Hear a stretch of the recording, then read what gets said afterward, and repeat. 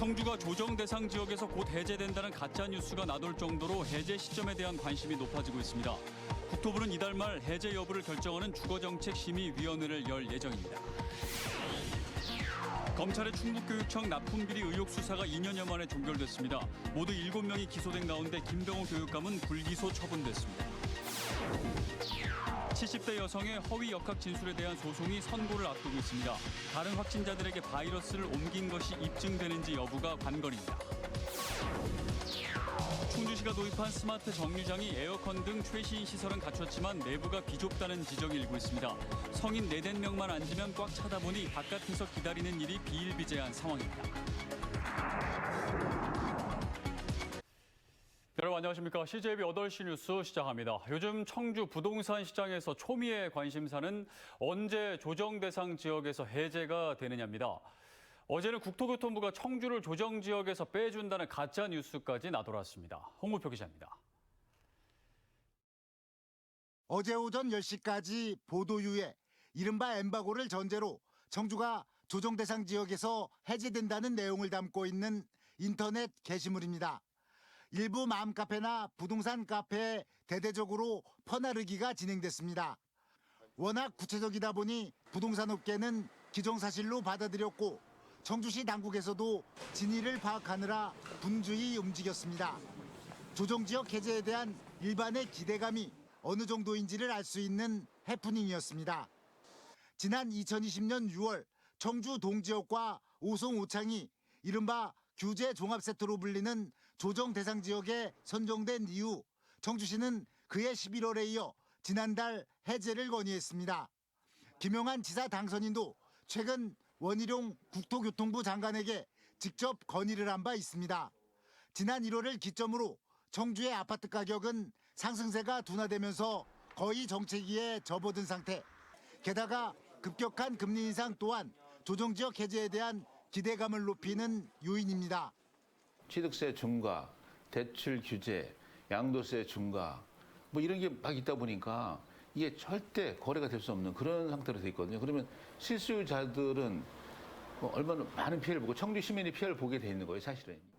국토부가 이달 말 조정지역 해제 여부를 결정하는 주거정책심의위원회를 열 예정인 가운데 청주 지역은 10대 1 이상에 이르는 과도한 청약 열기가 가장 큰 변수가 될 전망입니다. CJB 홍우표입니다. 2년 넘게 이어진 검찰의 충북교육청 납품비리 수사가 종결됐습니다. 총 7명이 재판에 넘겨졌고 김병호 교육감은 일단 검찰 수사에서는 불기소됐습니다. 진기훈 기자입니다. 검찰의 충북교육청 납품비리 의혹 수사가 2년여 만에 종결됐습니다. 검찰은 지난 2016년부터 2021년까지 충북교육청 관급자재 납품 계약을 알선하고 업체들로부터 12억 원가량의 수수료를 받아 챙긴 전직 김병우 교육감 선거 캠프 관계자 A씨를 기소했습니다.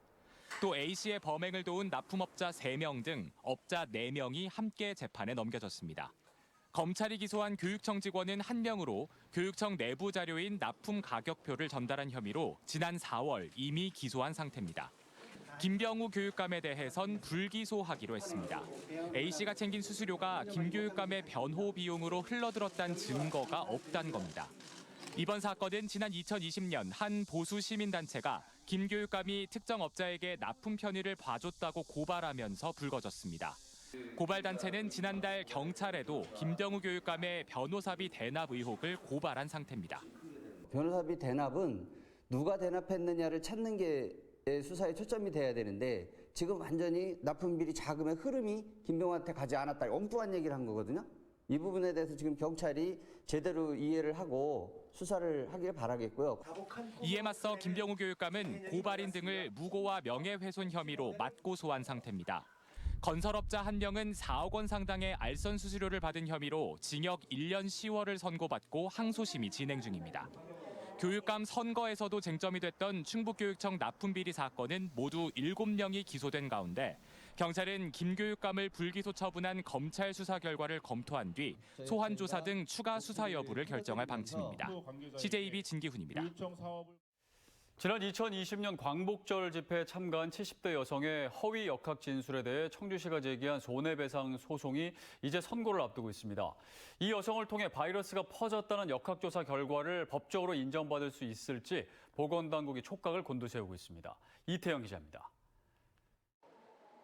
청주에 사는 70대 여성 A씨는 지난 2020년 광복절 집회에 참석해놓고도 이런 사실을 숨긴 채 코로나19 진단검사 행정명령에 응하지 않았습니다.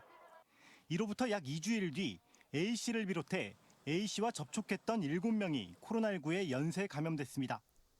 당시는 청주의 누적 확진자 수가 80여 명에 불과하던 코로나19 초기 단계였습니다.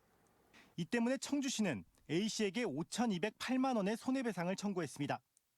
확진자들의 진료비와 생활지원비, A씨가 일하고 있는 요양보호센터의 직원 등 472명의 진단검사비와 자가격리자의 생활비 등으로 계산된 금액입니다. 관건은 A씨가 다른 확진자들에게 바이러스를 옮긴 것이 입증되는지 여부입니다.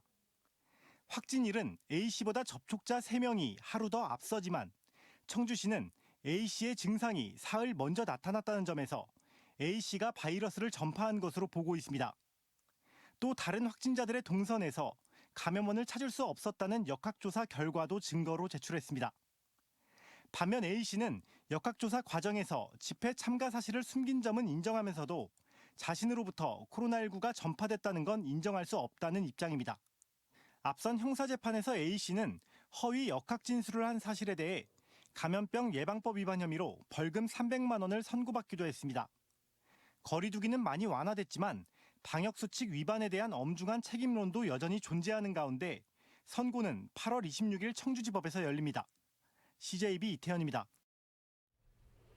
충주에 오면 에어컨이 나오는 버스 정류장이 있습니다. 도내 최초로 충주시가 야심차게 도입한 스마트 정류장인데요. 냉난방 시설과 공기청정기, 와이파이까지 갖추고 있는데 막상 설치하고 보니 너무 비좁다는 지적이 많습니다. 박원 기자가 취재했습니다. 충주시가 최근 시범 운영을 시작한 스마트 버스 정류장입니다. 냉난방기는 물론 공기청정기, 휴대전화 무선 충전기, 콘센트, 와이파이 등이 설치돼 있습니다. 무더위와 강추위에도 버스를 기다리는 시민에게 각종 편리함을 제공할 수 있는 최상의 조건을 갖췄습니다. 버스 타기 전에 요즘 좀 더운데 에어컨도 설치해놓고 하니까 잠시나마 더위를 피할 수 있는 공간이 마련돼서 전 좋다고. 반면 정류장 내부가 너무 좁아 아쉽고 불편하다는 지적도 많습니다. 성인 8명만 앉으면 꽉 차서 유동인구가 많은 장날 같은 경우에는 바깥에서 기다리는 일이 비일비재하다는 겁니다. 여기는 노인분들이 많으세요. 그럼 뭐 항상 여기 밖에 나와 계셔가지고 그렇게 혜택을 다 못 누리는 것 같아서 2학년은 조금 더 넓혀주셔가지고. 여기가 공간이 많이 필요한 곳인데 저렇게 바깥에 공간을 놔두고 이렇게 좁게 만들어 놓은 것도, 그리고 학생이 한 명 앉으면 그다음에 어른들이 가서 옆에 가서 앉기가 불편하거든요.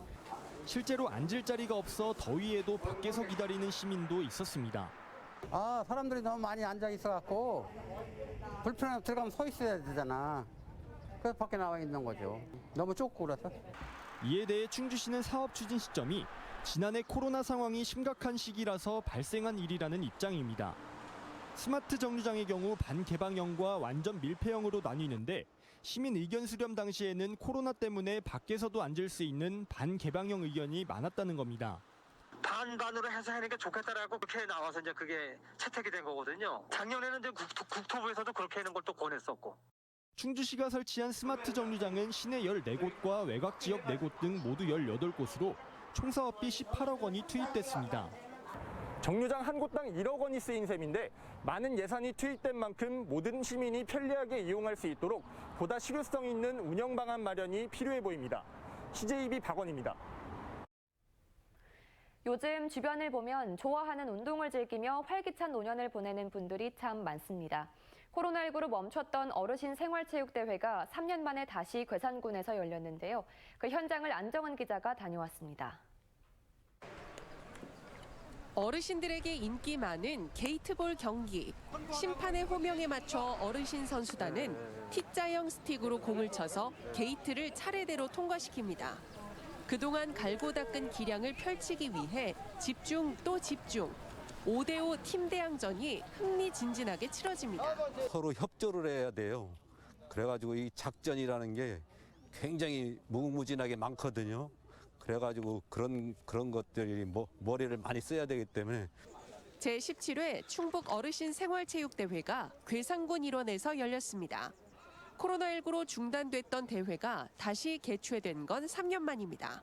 11개 시군에서 만 60세 이상으로 구성된 선수단 1,700여 명이 축구 등 10개 종목에서 열띤 경쟁을 펼쳤습니다.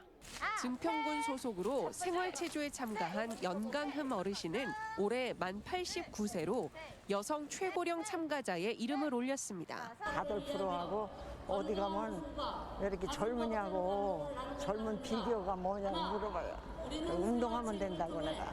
폐활량과 체력이 뒷받침돼야 하는 구기 종목부터 목표물을 향해 집중력을 높여야 하는 궁도까지 충북체육회는 어르신 생활체육 활성화에 더욱 힘쓸 계획입니다.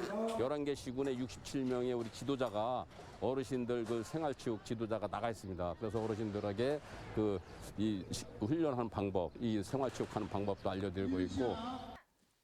건강과 활력을 불어넣는 생활체육으로 어르신들이 행복한 100세 인생에 한 발 더 다가가고 있습니다. CJB 안정은입니다. 대한민국 관광 1번지 단양은 낮에도 아름답지만 밤이면 또 다른 매력을 발산합니다. 최근 일상 회복에 따라 국내 최초 비터널로 관심을 모으고 있는 단양 수양계 비터널에 야행을 즐기는 관광객들이 줄을 잇고 있는데요. 오색 찬란한 빛의 향연, 단양의 밤을 주홍정 기자가 영상에 담아왔습니다.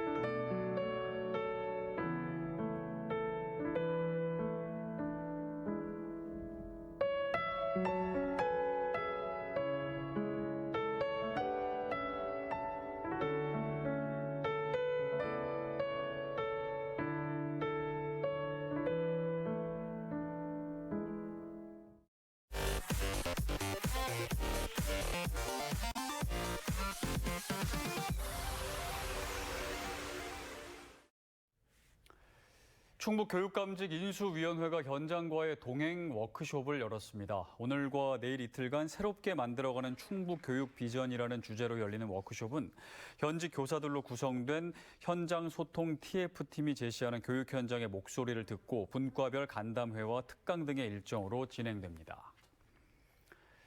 애국국민운동연합은 임기를 보름 남긴 지난 15일부터 4박 5일 일정으로 몽골을 방문하고 있는 박문희 도의장과 윤남진, 심기보, 서동학 도의원을 업무상 배임과 직권남용 혐의로 청주 상당경찰서에 고발했습니다.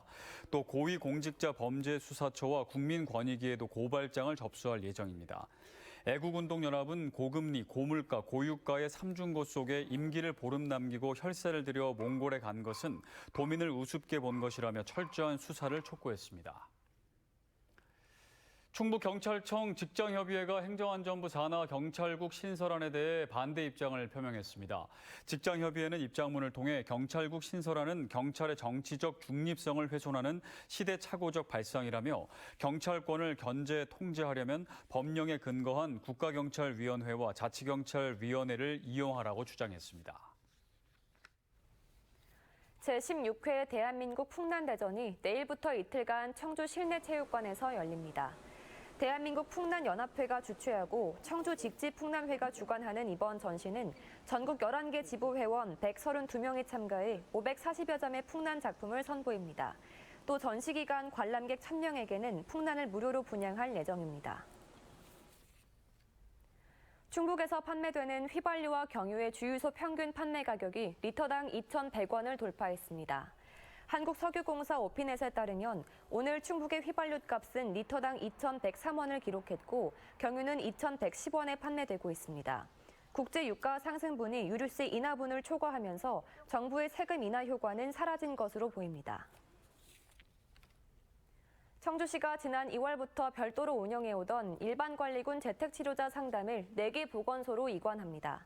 청주시는 재택치료자 상담 건수가 크게 감소함에 따라 오는 20일부터 재택관리지원 상담센터 운영을 중단하고 상담보건소 등 4개 보건소로 이관해 집중관리군과 함께 24시간 통합 상담할 계획입니다.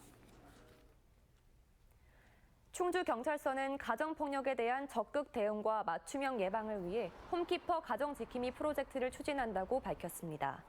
충주경찰서는 가정폭력 신고가 빈발한 26개 공동주택에 대해 자체 제작한 전단지를 게시하고 가해자와 피해자에게 지속적으로 문자 메시지를 보내 2차 가해를 사전에 차단하기 위한 노력도 기울일 계획입니다.